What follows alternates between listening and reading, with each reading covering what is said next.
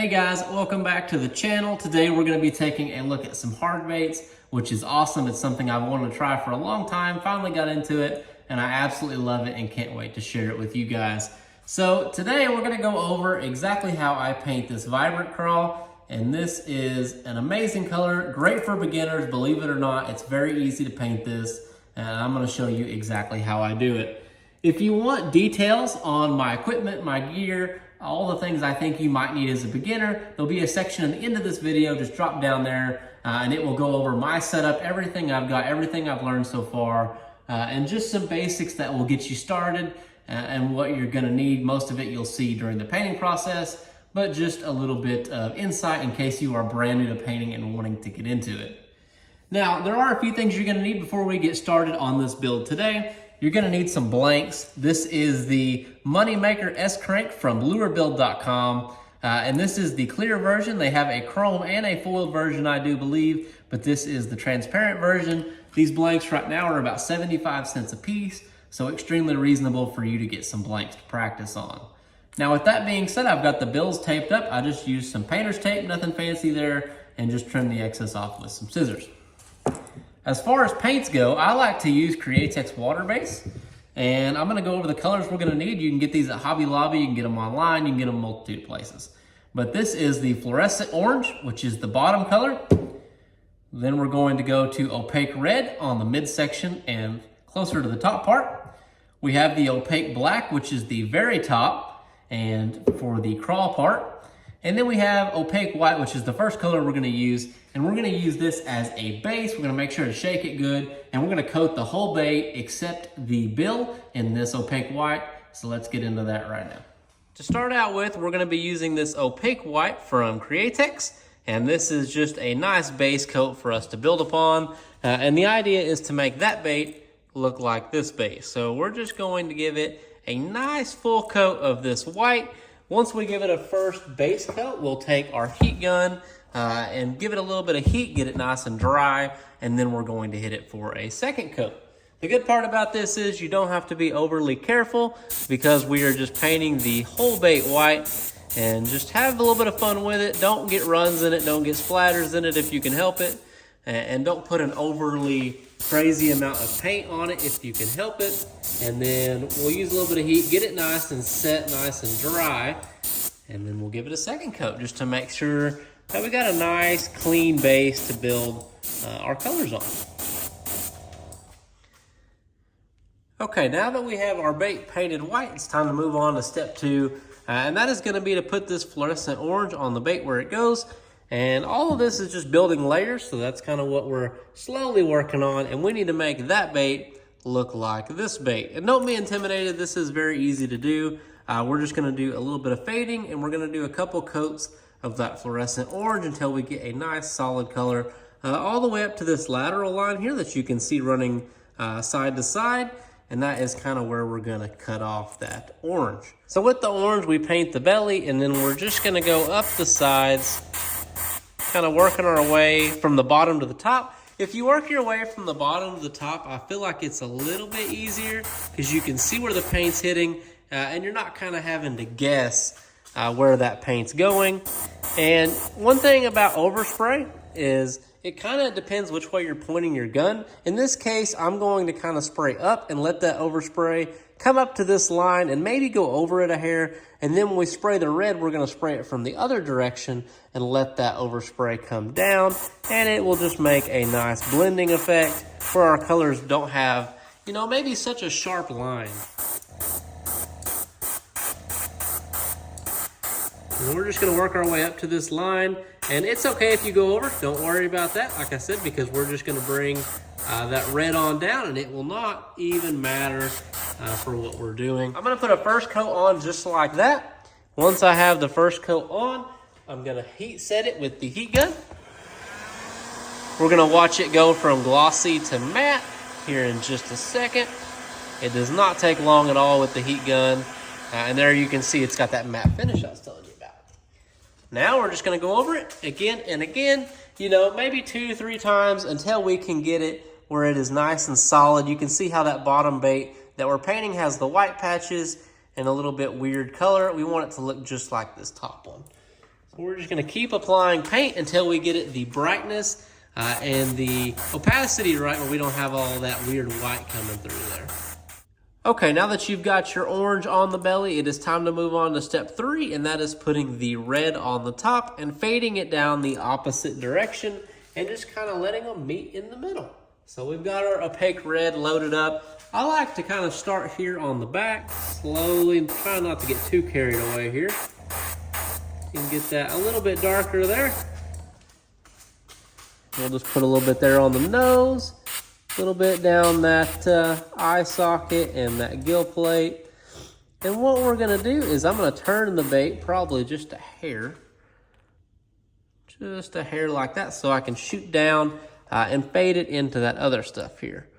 So we're just gonna start here at the top, just like we did on the belly. We're gonna start kind of up in the white so we don't approach that line too quickly.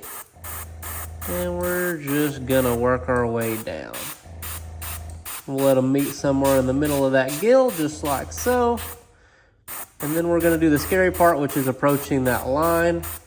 Just take your time. Take your time, try not to get it too heavy, and just work your way down.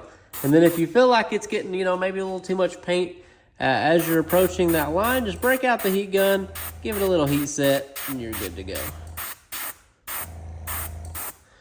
I honestly like to approach the line and then watch for the overspray and let a little bit of the overspray hit the other side of that line, and that just kind of gives it a nice fading effect. We're gonna get it with the heat gun here just to give it a good little heat set and see if we missed any real thin spots. Okay, now we're dry, and we're just gonna make sure we got that line pretty good. Give that top a little bit extra coat just to make sure we're not getting any weird thin spots.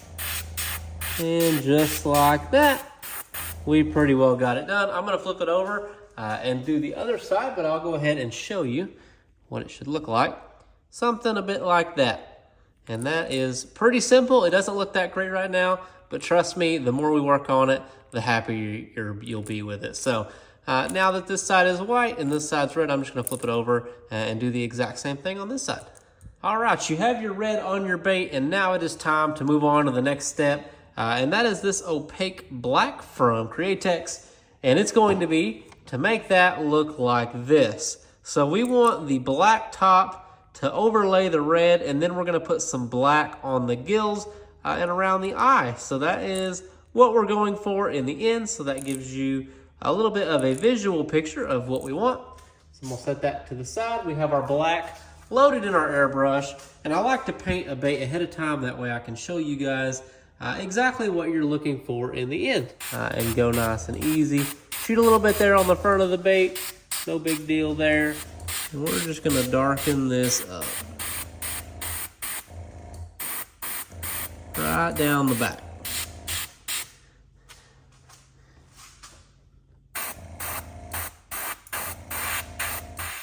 Okay, we've got a little bit of black here on the back. I need to touch it up right here and get it to fade a little better. But what I'm gonna do is give it some paint here on the head. Kind of get where we had the bill taped off. And start working into that eye socket. One thing I like to do is I like to do a little bit of kind of like a half moon when I'm working on these gill sockets here. Gill sockets. When I'm working on these eye sockets and the gill plate. So now that we have that all touched up, we got some black on the head and got that all fixed up just fine. The eye sockets, sometimes you have to hit them at an angle because they have some angled geometry in there, and it makes it where the paint won't get into a particular area, and that's no good. So now I'm just gonna go slowly down the side of the back and give it a little bit more of a fade, trying to make that line where it joins the red as even as possible. Letting some of that overspray kind of get over and give it a nice effect. All right, we got that pretty good, I would say. I'll pull it out of the vise here and show you what we're working with. But yeah, that is kind of what you want. You want that nice black top coat. I'm gonna dry this and then we'll move on to putting the crawl part on it. Now I'm using a Lurebuild stencil for this. It is made specifically for this bait, and there is the part number right there. It is SC-LB001, and this is the crawl part that makes this so easy. So you just put it over the bait just like that. They're actually made to have the one on the other side match up and then to clamp it. I don't like to clamp it because I feel like if you get clamps on it and you get to pushing it too hard, that you'll end up scuffing the bait, and that is not what I have in mind. I don't want to scuff a fresh painted bait. So what I like to do is grab a little bit of tape just to make sure that I'm not getting any paint into this little bit of an opening for the bill. And I just put a little bit of tape on it, just like that. Peace of mind. You're probably not going to get paint in it, but just in case. And then I like to hold one section while I paint the other section. And then we're just going to make sure our airbrush is set to not lay out a ton of paint at one time. Then we're going to stay back here and give it a nice paint. Just like so. And you can kind of see it through the openings there. And we just want to make sure we hit all those parts. You can see the paint hitting the stencil, so that gives you a really good idea. And if you see a spot that doesn't look completely painted in, just go over it. So we'll keep hitting it like this. Make sure we get all those little pieces there filled in, because that's what makes it a really cool looking crawl. We'll put some paint in that. And we'll just go over it.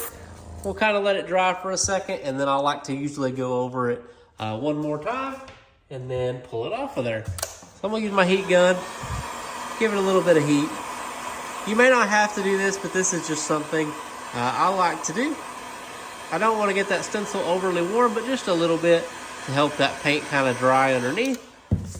Sometimes it's hard to see all the way up in there, so you want to make sure that you're not, getting runs or anything like that going because you got way too much paint.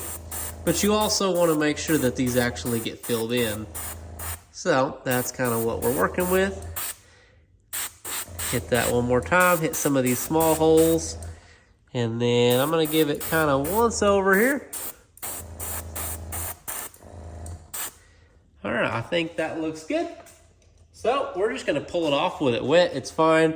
As long as you don't get too crazy with it, you can generally reach your hand behind here, pull it off, and there is your crawl pattern.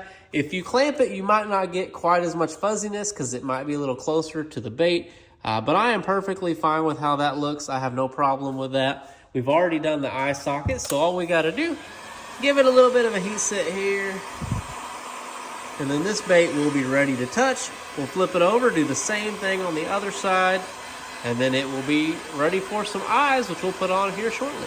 Okay, we have our crawl pattern on. Now we're gonna grab those 7mm eyes. As soon as I can figure out where I laid them, they're up here. Okay, and we're just gonna peel one off of that sheet, and we're just gonna stick it on. Make sure your paint is dry before you do this, because you may have to move it around just a hair.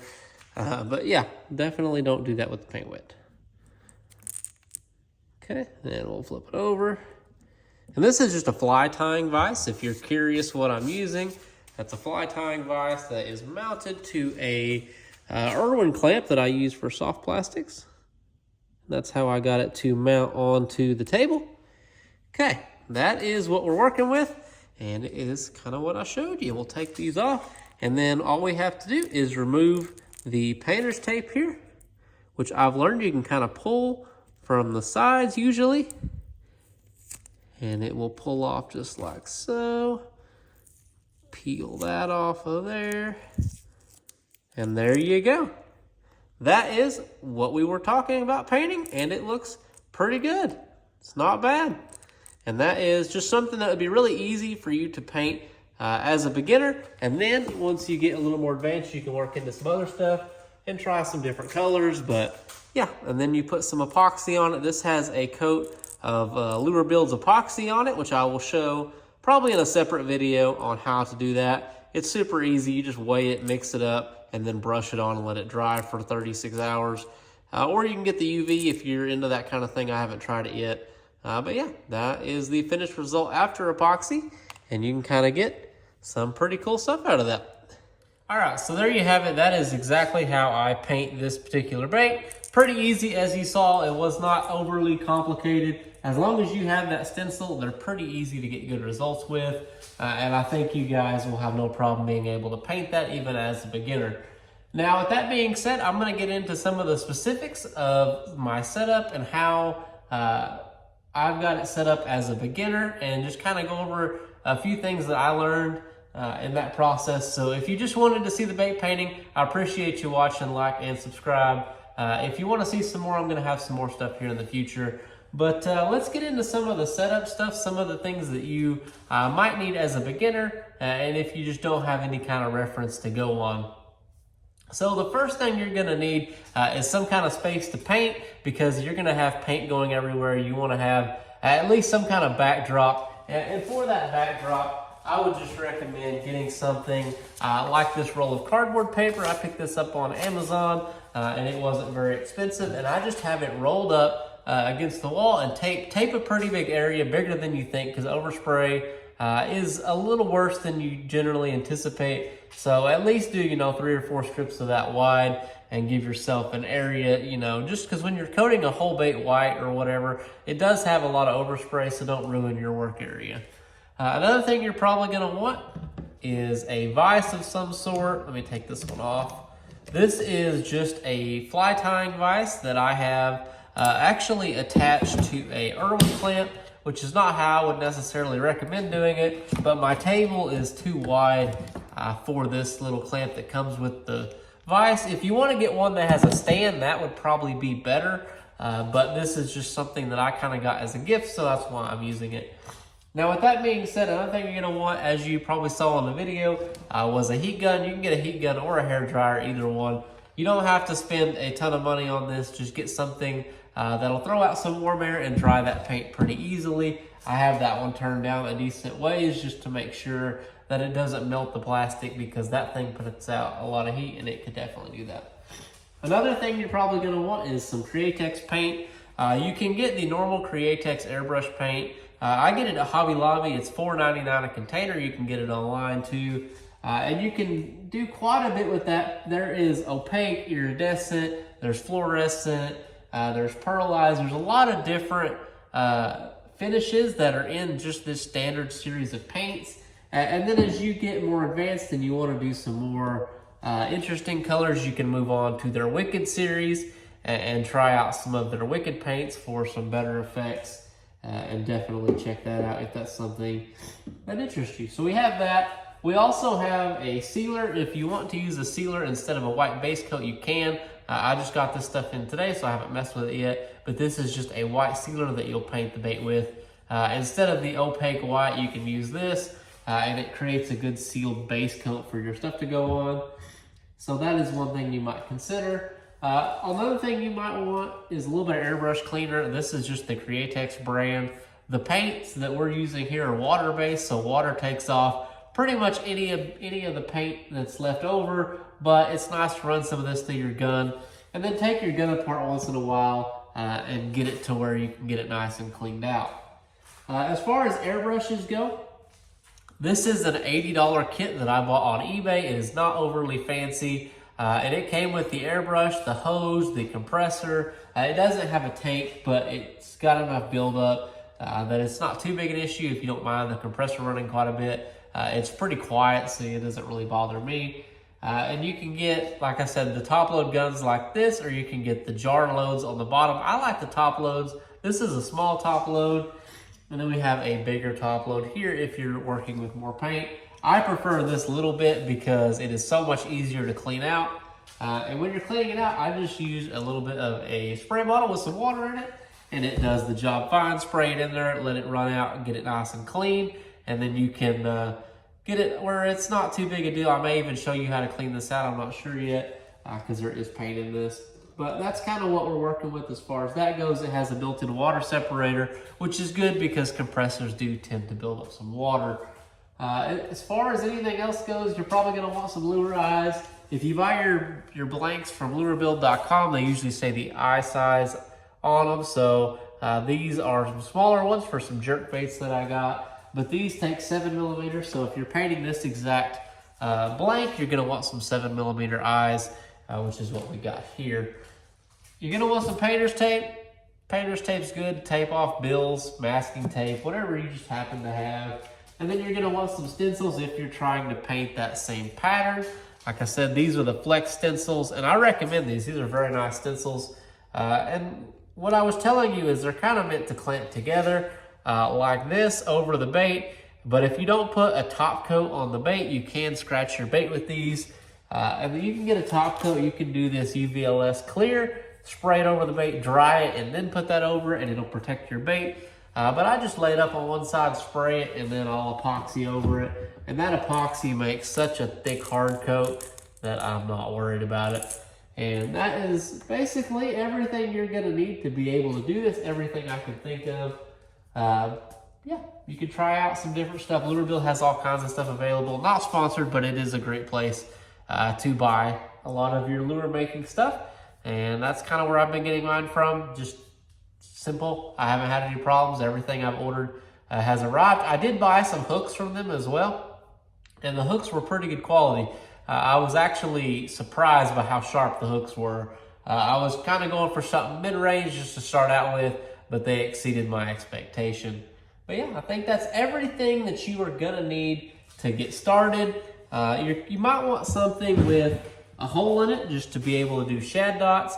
I just took a piece of L bracket, flattened it out. Well, I already had a hole in it, and then I just taped around it, and it makes a really good shad dot template if you're wanting to do some shad dots. So something to think about. But definitely check all that stuff out. And then I'm gonna have a video on doing the epoxy clear coat. I have to do it in the house this time of year because my shop is not heated yet, and it does have a working temperature, so you need to keep that in mind. But yeah, that is everything I think you need to know. If you did enjoy the video, like and subscribe. It does help the channel out. I appreciate all of you watching, and I hope you guys enjoyed this. Until next time, I'll catch you guys in the next video.